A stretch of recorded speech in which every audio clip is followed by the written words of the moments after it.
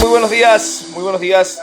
Qué gusto poder estar compartiendo con ustedes en este tiempo el estudio de la palabra de Dios. Vamos a abrir nuestras Biblias en el libro de Primera de Samuel, capítulo 27.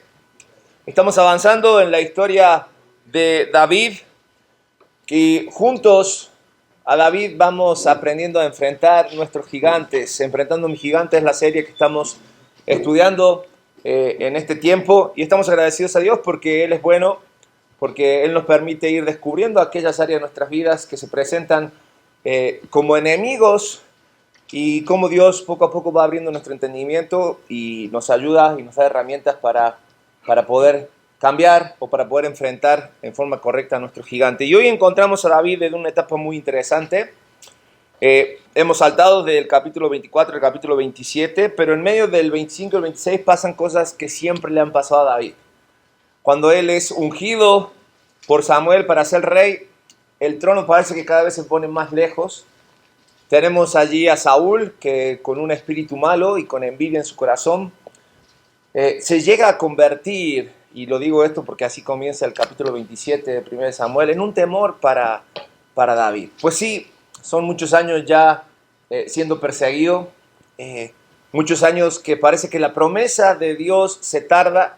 Incluso David, en los capítulos anteriores al 27, hace una nueva incursión contra Saúl, acompañado por uno de sus valientes. Se adentra en el campamento donde está Saúl, se mete hasta la tienda donde está Saúl, toma la lanza que está en la cabecera de donde Saúl dormía, y su compañero le dice: es tu oportunidad, David, enlázalo ya, termina con la vida de Saúl. Entonces David es como que otra vez el Espíritu de Dios le hace abrir los ojos y sale, se lleva la lanza y se pone en un montecito allí alto y le grita a Saúl, ¿no es cierto? Y le grita: mira, aquí tengo tu lanza, otra vez tuve tu mano tu vida en mis manos, pero yo no soy quien para ir en contra del ungido de Jehová. Entonces ahí a los gritos, ¿no? A distancia, Saúl y David otra vez diciéndose de cosas. Saúl tratando de convencerlo para que vuelva, siempre con una mala intención. Y se puede percibir en el corazón de David una situación que genera en él el desánimo. El desánimo. Y precisamente lo que vamos a ver hoy. El enemigo llamado desánimo en nuestras vidas. Capítulo 27, versículo 1, comienza diciendo lo siguiente: dijo luego David en su corazón: al fin seré muerto algún día por la mano de Saúl.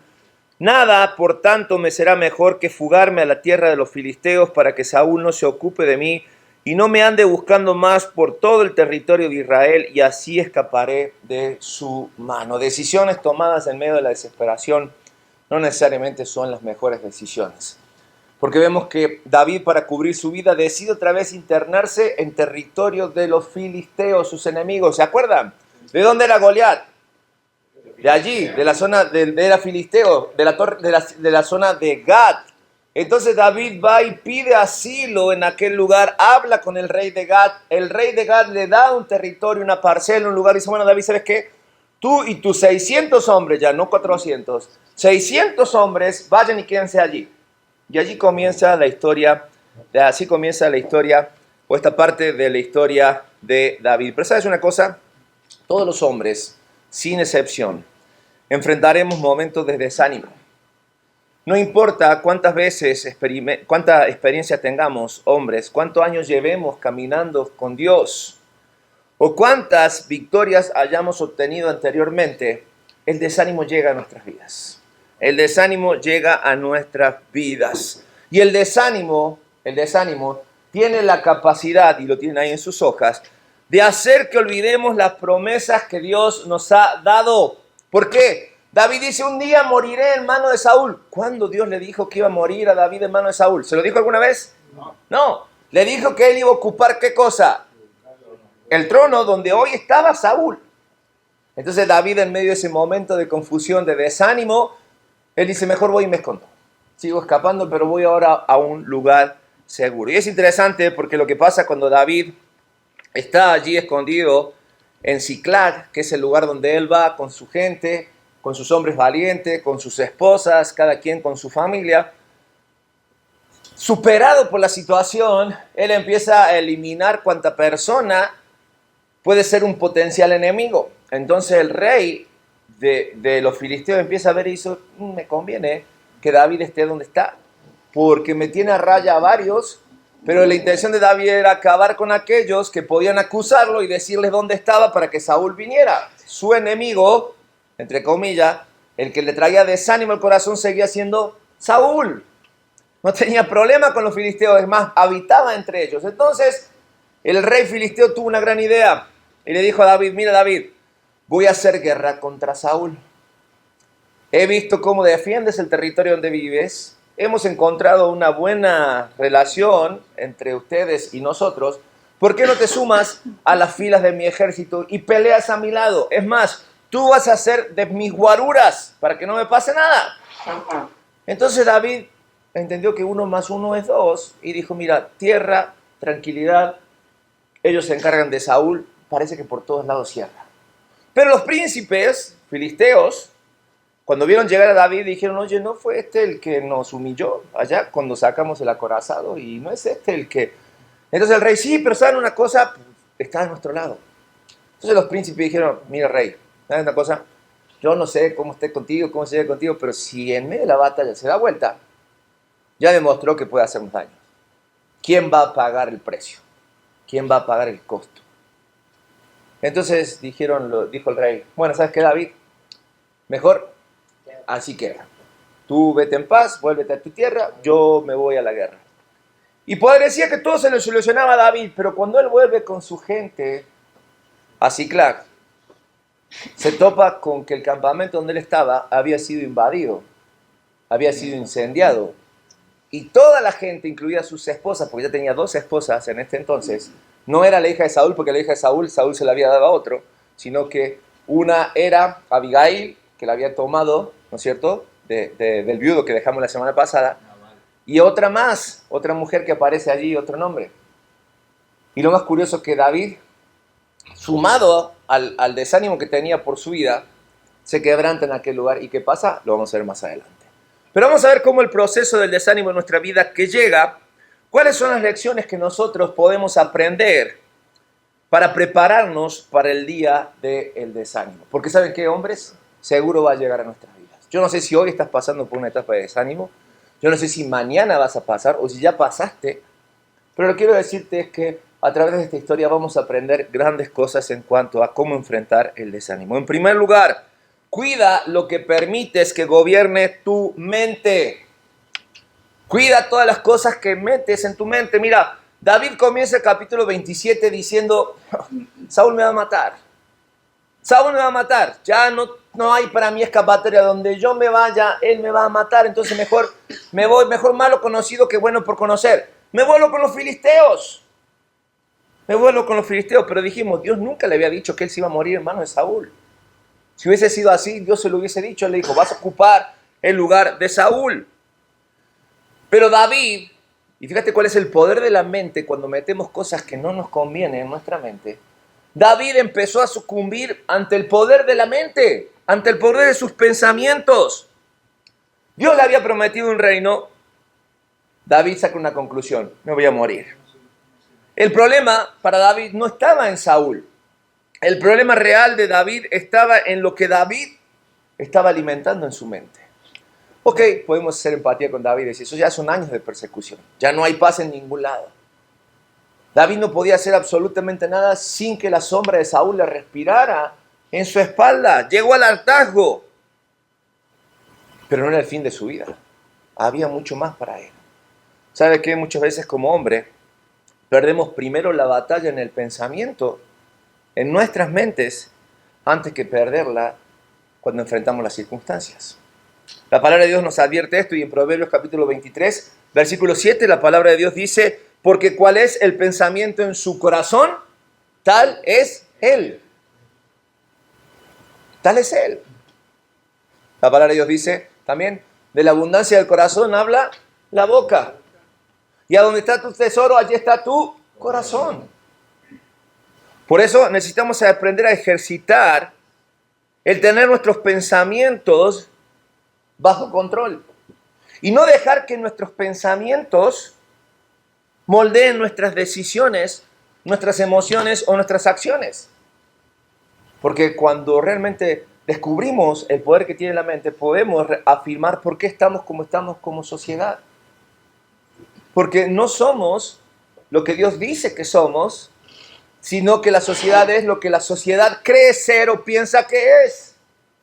Nosotros debemos aprender a llevar nuestra mente cautiva a la cruz de Cristo y al pensamiento de Cristo, que lo regula la palabra de Dios. Porque Filipenses capítulo 4, versículo 8 dice, por lo demás, hermanos, dice, todo lo que es verdadero, todo lo honesto, todo lo justo, todo lo puro, todo lo amable, todo lo de buen nombre, si hay virtud alguna, si hay algo digno de alabanza, dice que en eso debemos, ¿qué? Pensar. Si yo repaso esta lista, ¿en dónde encuentro todo esto? En la palabra de Dios. En la palabra de Dios. Pablo dice que intencionalmente, en nuestros 5 sentidos, debemos llevar nuestra mente cautivo a la palabra de Dios. Es decir, tomo mi mente y la lleno de la palabra de Dios en mi vida. Y de esa forma no dejo que la mentira gobierne mi vida, no dejo que el temor gobierne mi vida, echo fuera la ansiedad, echo fuera todo aquello que me lleva a desconocer las promesas de Dios para mi vida. Un buen ejercicio es ya no alimentar nuestra mente con lo que el mundo me dice, pero el Espíritu de Dios llega a nuestras vidas y abre nuestro entendimiento y nos damos cuenta que en este mundo no hay nada que realmente valga la pena. No puedes identificarte con nada en este mundo. Jesús mismo nos advirtió y nos dijo, solo lo que este mundo te puede dar es problemas, aflicciones. Confía en mí, yo venzo al mundo. Pero para recordar eso tengo que volver todos los días ¿a dónde? A la cautividad de la palabra de Dios. La palabra de Dios es como al piloto, aviador, aquellos instrumentos que tiene para mantener el avión en control en medio de una tormenta.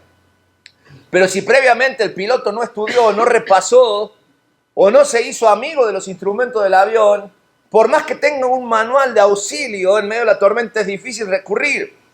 Pero si hay un conocimiento previo, hay una preparación previa, que venga la tormenta. Y juntos la piloteamos, juntos a la palabra de Dios. Porque déjame decirte algo, cuando los pensamientos contradicen las promesas de Dios, ¿sabes quién siempre son los que están equivocados? Nuestros pensamientos. Porque la promesa de Dios nunca están equivocadas. Nunca están equivocadas. Lo segundo que nosotros debemos aprender a desarrollar para prepararme para el día del desánimo es hábitos espirituales antes de necesitarlos. Sí. Para ser un buen abogado, un buen ingeniero, para ser un buen patrón, para ser un buen empleado, antes tienes que pasar por la escuela, aprender las bases de cómo se prepara, incluso pasar por la escuela de la vida para aprender a ser mejor persona, y de esa manera ya estás preparado para enfrentar el mundo, ¿sí o no? Tener conocimientos. Bueno, los hábitos de la palabra de Dios, o los hábitos en la vida cristiana a través de la palabra de Dios y la relación con Dios, se preparan antes de los problemas. Capítulo 30 de 1 de Samuel nos relata cómo él vuelve a su campamento, cómo vuelve a Siclag. Después de que parece que todo le está yendo bien, porque no es que él estaba a favor del rey de los filisteos, no, él quería la paz para que no lo molestaran, entonces él quería ya estaba harto de toda la situación, ¿me entiendes? Entonces, parecía que todo funcionaba bien. Cuando él vuelve pensando que logró una victoria, ahora sin derramar sangre, cuando llega a su campamento todo es caos. Siclag ya no existía. Lo habían incendiado. Habían tomado prisioneros a la gente que se quedaba ahí, que eran básicamente las mujeres de los hombres que estaban con él y sus esposas. Lo perdió todo. Lo perdió todo. Pero me asombra la actitud de David. Porque en medio de aquella circunstancia, capítulo 30, dice que sus hombres, versículo 4 del capítulo 30, y entonces David y la gente con él que estaban allí, vieron la situación, alzaron su voz y lloraron hasta que le faltaron fuerzas para llorar. Pues sí, lo pierden todo. Lo pierden todo. No les queda nada. Sin embargo, capítulo 5 dice, las dos mujeres de David, Ahinoam, Jezrita y Abigail, la que era mujer de Nabal, el del Carmel, también eran cautivas. Y David se angustió mucho, pero el pueblo hablaba ¿de qué? Oye, el pueblo es esos que llegaron a la cueva cuando estaban con David, cuando estaba allí David, que eran perseguidos, desahuciados, gente sin futuro. Dios lo pone como líder a David, le levanta, le da un propósito de vida. Y estos, no sé cómo llamarlos, ingratos, estos ingratos, ante el primer problema, quieren apedrear a David. No, pues David, ¿sabes qué? Mejor córtate las venas porque largas te quedan mal. Ya, acaba con tu vida, David. Pero fíjate lo curioso. Versículo 6. Todo el pueblo estaba en amargura de alma, cada uno por sus hijos y por sus hijas. Mas David, ¿qué dice? Se fortaleció en Jehová. La situación era difícil.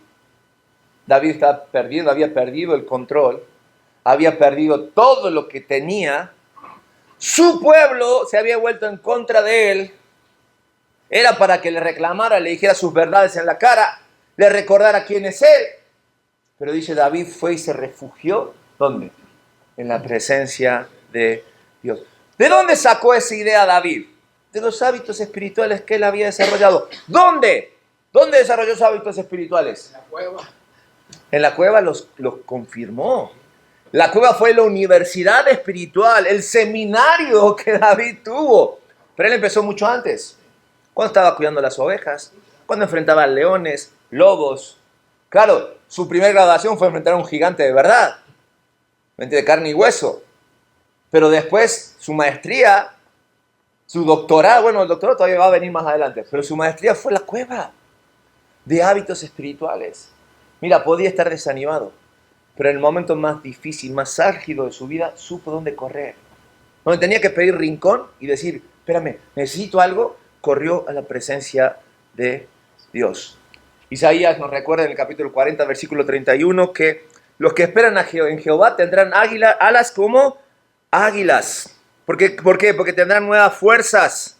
Correrán y no se cansarán, caminarán y no se fatigarán. Y el contexto en que Isaías está diciéndole esto al pueblo de Dios es un contexto en que el pueblo estaba sitiado, al borde de ser exterminados, acabados, y él les dice, si tú esperas en Jehová, no quiere decir que las cosas malas no van a pasar, sino que vas a tener la capacidad y las fuerzas para enfrentar esas situaciones. Mira, nosotros necesitamos entender que la fortaleza espiritual no llega de repente en nuestras vidas, no llega como un bautismo del cielo así rápido, no, es como ejercitarse. No le podemos pedir a Dios, dame una doble, triple, cuádruple unción del Espíritu Santo, no funciona así, porque sería muy cómodo. Lo que tenemos que hacer es todos los días ejercitar nuestra vida espiritual. Pablo le decía a Timoteo, mira, ejercítate en la piedad, en la búsqueda de ser menos tú y que Cristo sea más en ti. Eso es la piedad.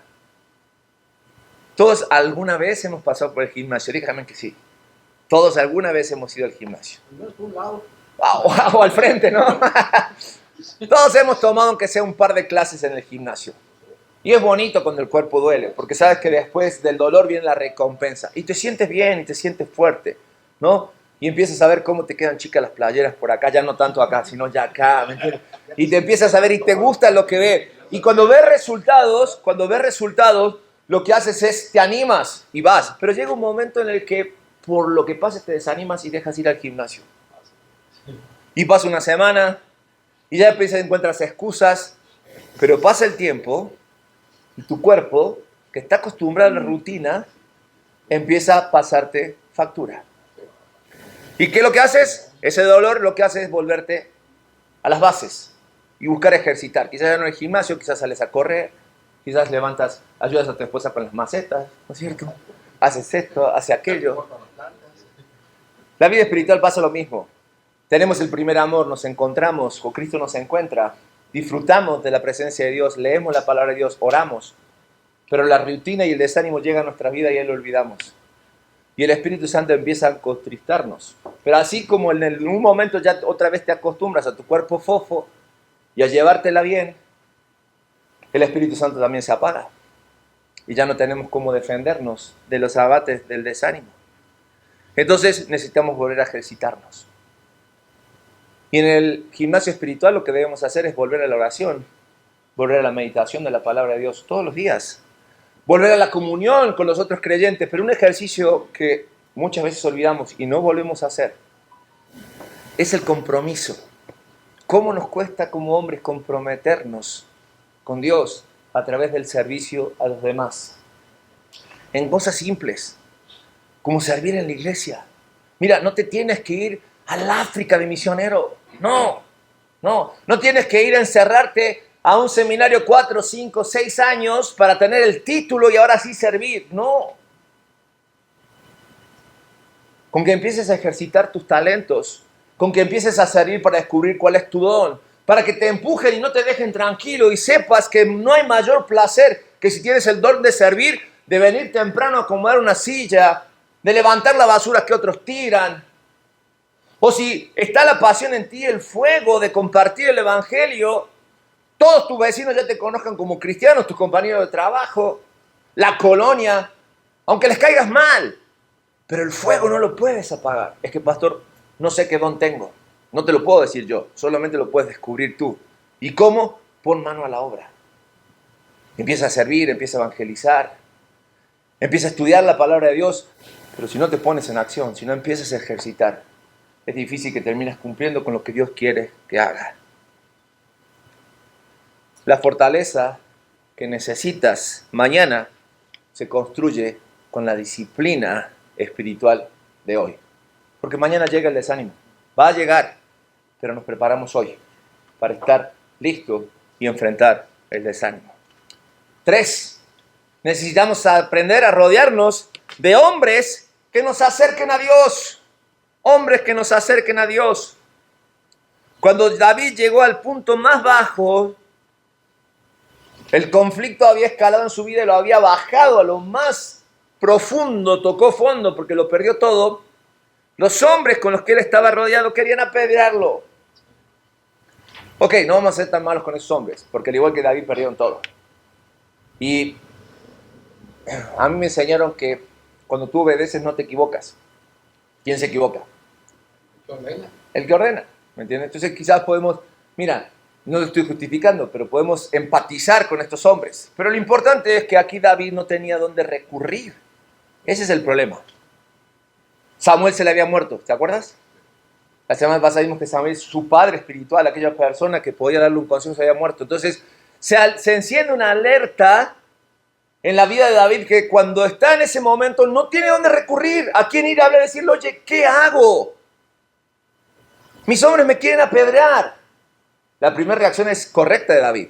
Va y pide rincón con Dios. ¿Pero después qué?